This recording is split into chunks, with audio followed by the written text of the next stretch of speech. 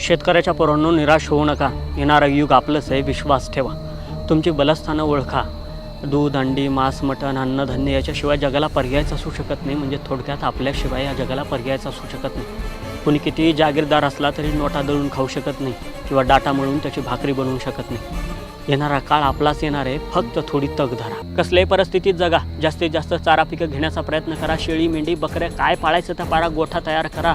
खत निर्माण करा. रासायनिक शेती थोडीशी टाळा. शेतीवरती ध्यान द्या. गटागटानं एकत्र या. 50 लोक शेतकरी एकत्र या. गटशेती निर्माण करा. वाहतुकीसाठी ट्रक घ्या, टेम्पो घ्या. काय खरेदी करायचं करा. बाहेर विदेशात तुमचा माल पोहोचा.